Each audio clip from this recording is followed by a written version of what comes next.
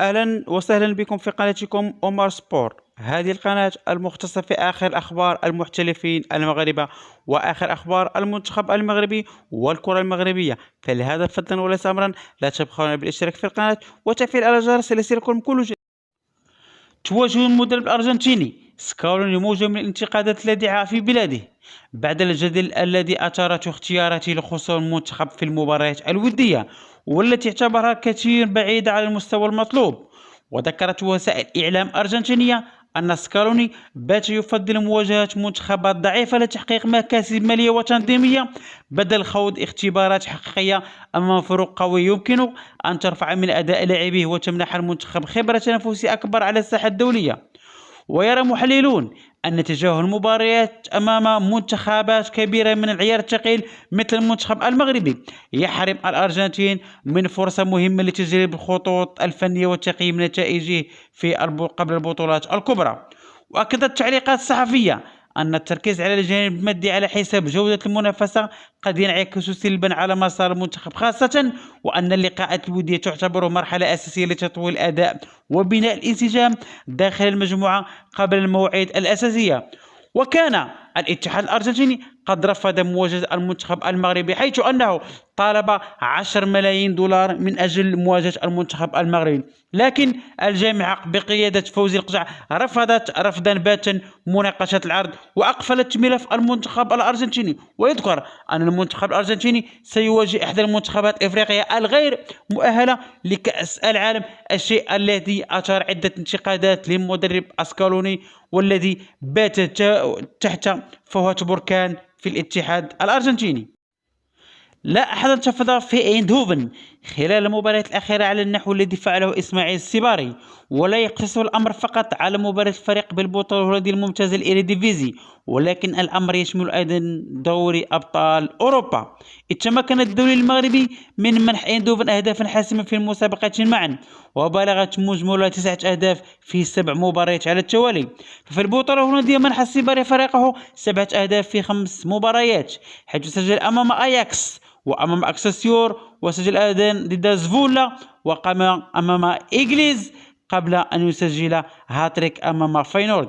وفي عصبة الأبطال سجل في المباراة الأخيرة أمام ليفركوزن وأمام العملاق الإيطالي نابولي. أشاد الإسباني ميغيل سانشيز مدرب نادي جيرونا بالأهداء الذي قدمه الدولي المغربي عز الدين الناحي خلال المباراة الأخيرة أمام أوفيدو، والتي انتهت بالتعادل 3 أهداف لمثلها ضمن الجولة العاشرة من الليغا الإسبانية. وقال سانشيز في الندوة الصحفية التي عقبت اللقاء: يدخل أناحي دائما بروح هجومية ورغبة في التسجيل، لكن على بقية اللاعبين أن يتحلوا بنفس الحماس. أناحي من بين اللاعبين القادرين على إحداث الفارق هجوميا. اليوم استحوذنا على الكرة بنسبة تجاوزت 65%، لكنه كان استحواذ غير فعال، وعندما دخل عز الدين أناحي استفدنا من الكرة بشكل أكبر. ويذكر أن عز الدين أناحي دخل في الدقيقة 60 بعد غيابه عن المواجهتين الماضيتين، وتمكن من تسجيل هدف في الدقيقة 83.